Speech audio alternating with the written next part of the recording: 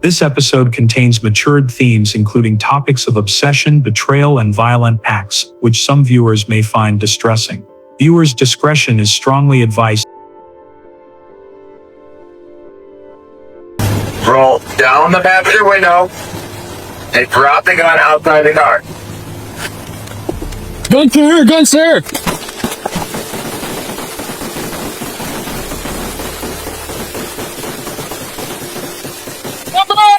Get her out! Get her out! Get out! Come on! Come on! You better go rolling! You better go rolling! You're right now! No! Over here! Hey! She's down! Unresponsive! A man accused of killing and dismembering his wife shot and killed by police. Burton police say it started Saturday when officers responded to a welfare check at Kings Lane Apartments. Investigators say they received reports of a woman inside who was dead. On July 15, 2023, officers arrived for a welfare check at a residence on Kings Lane in Burton, Michigan.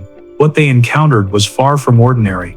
From that doorway, detectives uncovered a story that didn't begin that day. It traced back years, involving two individuals whose lives should never have intertwined. If you find value in these stories, please like, comment, and subscribe to Fatal Family Network. Every case touches family.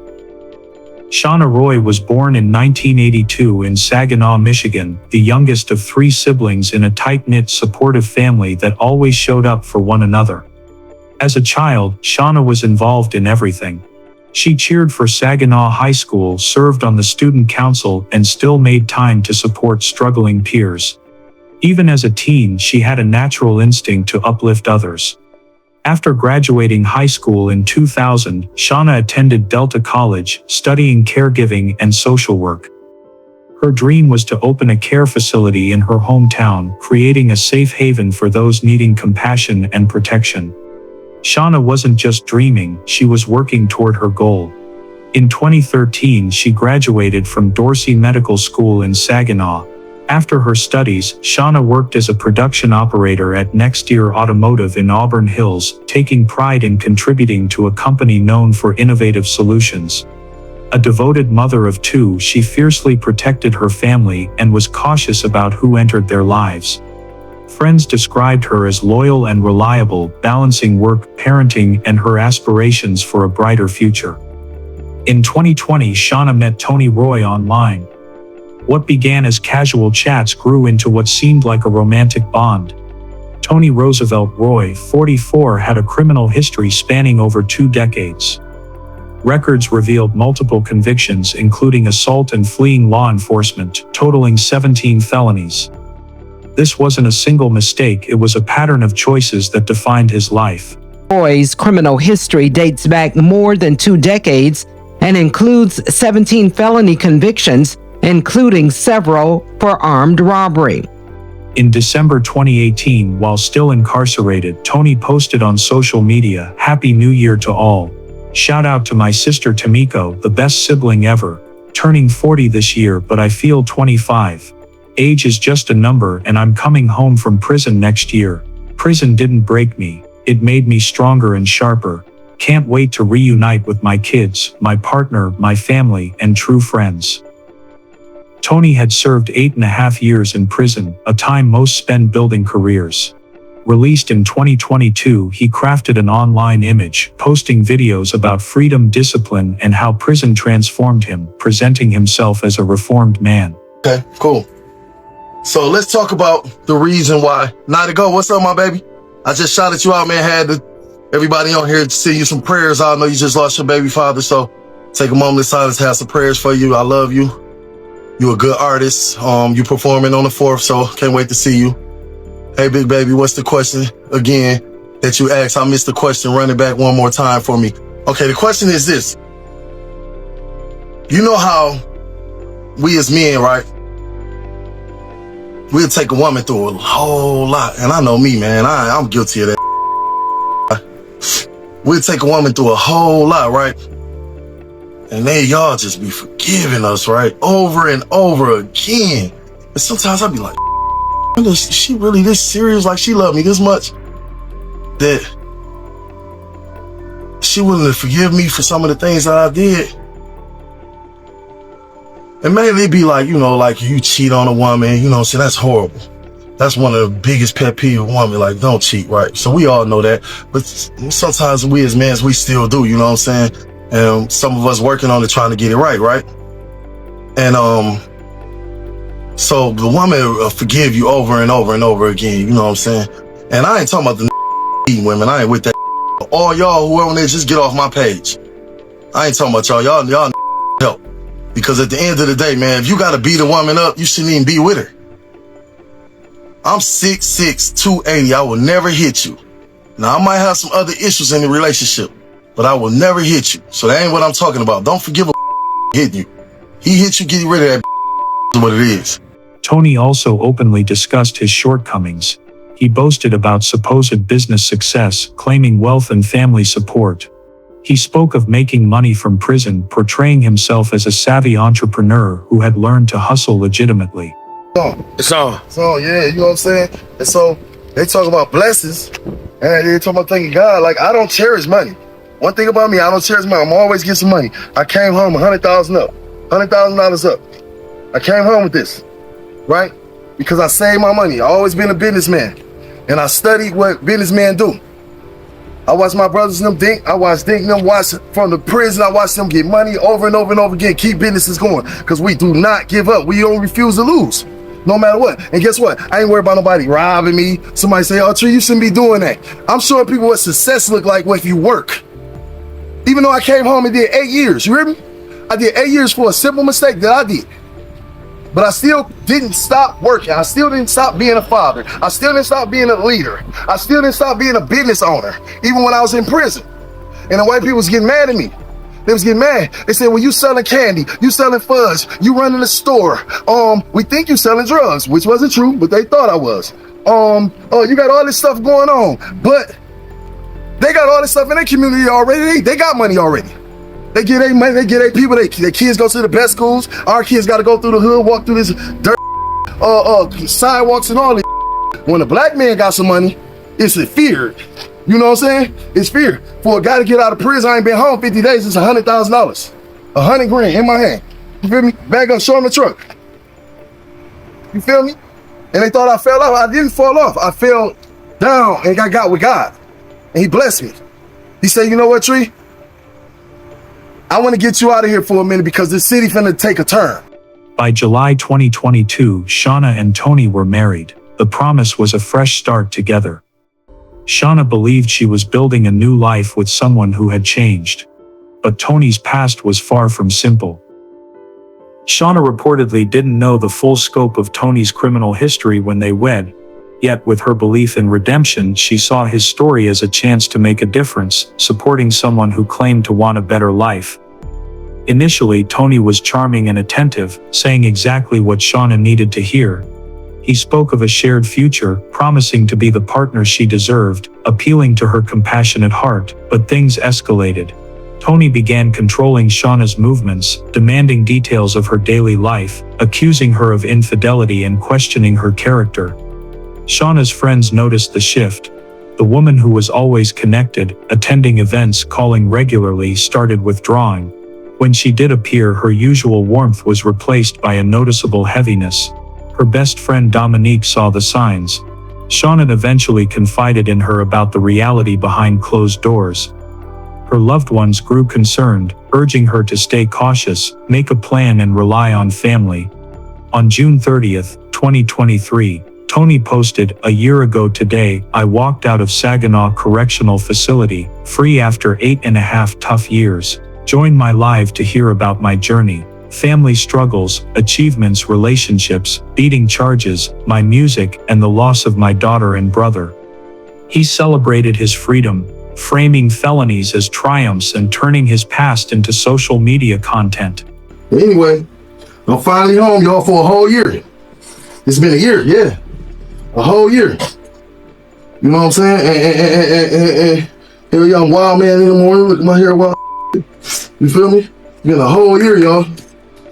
To get out of prison after being institutionalized and these white people stepping on you every day, talking crazy to you every day. And then you go to this world. Matter of fact, let me explain the rest. You locked in a box all goddamn day, right? And you got people down you, people that gave up on you, your family don't write you, but they love you. They post it on Facebook. Oh yeah, they do that whole and shit. What's going on with you for real? You feel me? So man, it just feel good, man. I'm just happy to be off paper. Finally, you know what I'm saying, getting off this bull. You know what I'm saying? I'll be there in the morning dropping off. You know, just unless you want to eat. Feel the feeling of being free. Right. You know what I'm saying? No man should be held captive. You know what I'm saying? You don't know what that like to be locked in the house all day. They tell you can't go nowhere. You can stand there and let her know. Yeah, man, I feel good, man. I ain't never accomplished nothing in my life. I ain't graduated high school. I ain't win no championship in basketball, and I love it. I ain't never won a championship. Like, when we'd be like, damn, we was at a school, you know what I'm saying, a joint, yeah. In prison, I won like 3 or 4 of them. We be in that bitch playing bully ball. So it really ain't no championship like your high school days. I miss all that locked up. You know what I'm saying? And now I get a chance to experience this treat is living. By mid-2023, Shauna decided to leave. Sources say she was planning to return to Saginaw, where her family awaited. But Tony had other intentions. Someone used Shauna's phone to send texts to Dominique, claiming Shauna was fine but busy. The messages used language unlike Shauna's, calling Dominique honey, a term she never used. This raised immediate red flags for Dominique, who knew Shauna's texting style intimately, prompting the welfare check request. On July 15, 2023, police arrived at the Kings Lane apartment in Burton, Michigan. What they found was shocking. Investigators secured the scene, methodically examining the apartment and surrounding area. They collected evidence, interviewed neighbors, and reviewed recent 911 activity. The resident, identified as 41-year-old Shauna Roy, was the victim. The apartment showed signs of recent abandonment with efforts to conceal what had happened. Detectives named Tony Roy, her husband, as the prime suspect, issuing arrest warrants and launching a manhunt. Police discovered Tony was a parole absconder, having violated terms on July 11th, just days before the incident. Roy's criminal history dates back more than 2 decades and includes 17 felony convictions, including several for armed robbery. Roy was paroled from prison last summer. In March of this year, while on parole, Roy was charged in Genesee County District Court with aggravated domestic violence, among other charges. The case was dismissed in April. His criminal record, spanning decades, was well known to law enforcement. Investigators found evidence Tony tried to manipulate the timeline via social media to create an alibi. They believe the incident occurred on July 14th, the day before the welfare check. Texts from Shauna's phone didn't match her usual style. Using cell phone data and credit card records, police tracked Tony's movements southeast toward Detroit, about 75 miles away. Surveillance and witnesses indicated he was traveling with a female passenger. This heightened the manhunt's urgency, as Tony's freedom posed a public safety risk. The Michigan State Police mobilized their fugitive task force, collaborating with Detroit area law enforcement, using license plate readers, cameras, and public tips to locate Tony. On July 17th, just after midnight, troopers spotted Tony's vehicle near Telegraph Road and 7 Mile Road in Detroit. When approached, Tony resisted. Officers fired, and Tony did not survive. The female passenger, unnamed publicly, sustained minor injuries from glass fragments and was later cleared of involvement in Shauna's case, possibly held against her will. Roll down the passenger window and drop the gun outside the car. Gun sir, gun sir.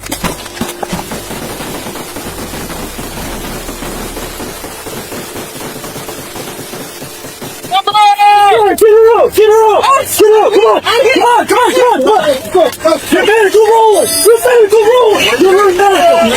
No! Over here! Hey! She's down! Unresponsive! Shauna's belongings, including her ID, phone, and purse, were found in the vehicle, linking Tony to the investigation. Detectives followed up with witnesses, friends, neighbors, co-workers to map the relationship's history and recent controlling behaviors. Shauna had planned to leave, and her changed communication patterns alarmed loved ones. Shauna's family and friends shared their grief. On July 18, 2023, Flint Police Operations requested public assistance, asking for information to fully understand the tragedy involving Shauna Roy, directing tips to the Burton Police Department.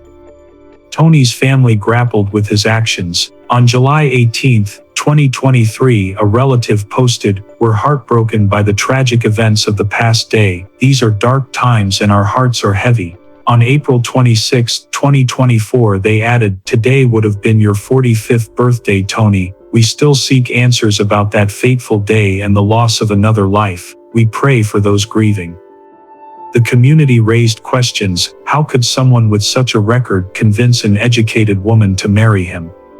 What drives such behavior? How do you balance someone's promise to change against concerning public behavior?